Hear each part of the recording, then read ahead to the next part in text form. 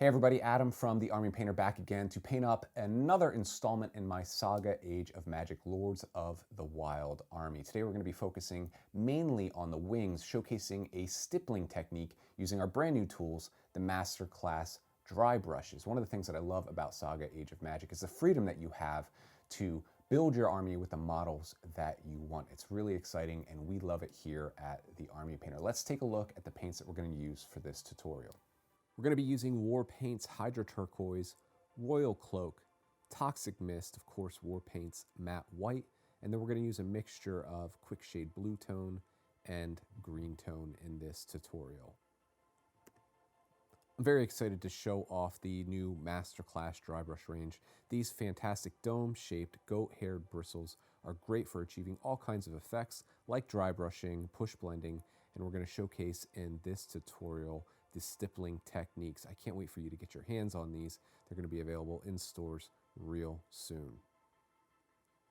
I began by applying a base coat and a slight gradient with the airbrush, our airbrush medium with Hydra Turquoise to Royal Cloak, and I'm going right to Toxic Mist now, and our miniature dry brush from the Masterclass Drybrush range, and I'm going to begin just dabbing this on the edges of the wings. I have loaded up the paint quite a bit on the bristles, and that's okay because I do want to be a little bit more liberal with the application early on, closer to the bottoms of the wings, before I work and feather its way onto the upper more portions of the wings. That was a pun that definitely wasn't intended, but it did work out for us there. So we're just going to very lightly, with very light pressure, begin stippling this Toxic Mist and working that gradient, pushing that gradient up into the upper portions of the wings. We'll repeat this process on the front of the model. Again, you'll be a little bit more liberal with the application at the lower portions of the wings, and then lightly feather and work that gradient into the upper more portions of the wings. Just make sure you get all of the wings here. We're going to be moving on to the next step, and we are going to essentially reestablish the original gradient, this time with Royal Cloak and our moderate dry brush, and very, very lightly, we're just going to focus on the middle regions and the upper regions of the wings to reestablish that gradient that we built up with the airbrush, and this is going to give a very nice layered and textured effect as we're working on this stippling process for these very cool wings on our Saga Age of Magic Sorcerer. I love this model from Steamforged games and the Guild Ball Falconer set. Finally, we are going to go back to Hydra Turquoise, this time with the Mighty Dry Brush, and very lightly we're just going to apply this in the uppermost region. We're basically mimicking our base coats through the airbrush with this stippling effect. In just 3 simple coats, our stippling effect is complete. But we're not quite done yet. We are going to apply a wash to help tie these colors back together, apply almost like a glaze, but the darker pigments will work their way into the recesses, which is going to help us to define some of the details on the model as we highlight them up and paint in the other areas of the model. So I mixed in a 50-50 mix of our Quick Shade Blue Tone and just a little bit of that green tone, 50-50 mix. And what this does is that it more closely mimics the more turquoise colors that we are using for the wings of this mighty mounted sorcerer. Since they are the Lords of the Wild, I thought it cool that maybe my sorcerer was just a regular human being, maybe a tinkerer who worked on some arcane magic to bring the wild to life, to fight off whatever foes that he might have on the Saga Age of Magic battlefields. Now we're just going to very simply apply this all over the model. We're going to give it about 20 minutes to dry because our quick shades do have a little bit longer drying time than a standard acrylic paint.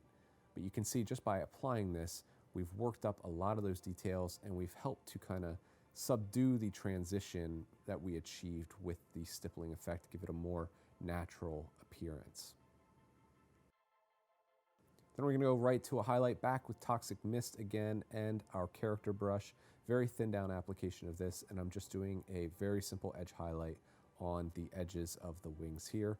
I'm just taking the side of the brush and running it perpendicularly across the very fine edges of the wings here. This is highlighting on easy mode. You've heard me say it in previous videos. Anytime that you can use the edge of your brush and the contours of the model to apply a highlight.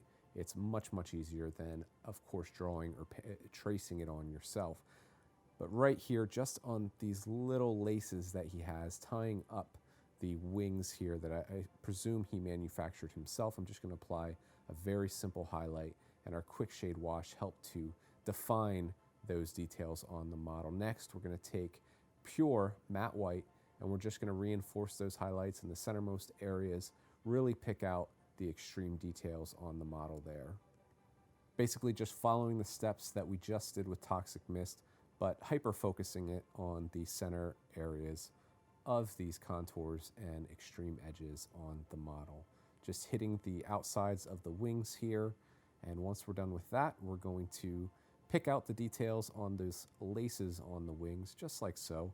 This time I've kind of moved the model over on its side so I could trace it on with the edge of the brush. Because it is just so much easier, there's less margin for error when highlighting these finer details.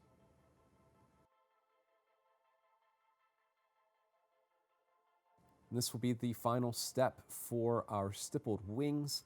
I went ahead and finished off the rest of the model to showcase it for you here on camera. I'm really happy with how this sorcerer turned out today. I hope you enjoyed this stippling tutorial. You're really going to love these new Masterclass dry brushes.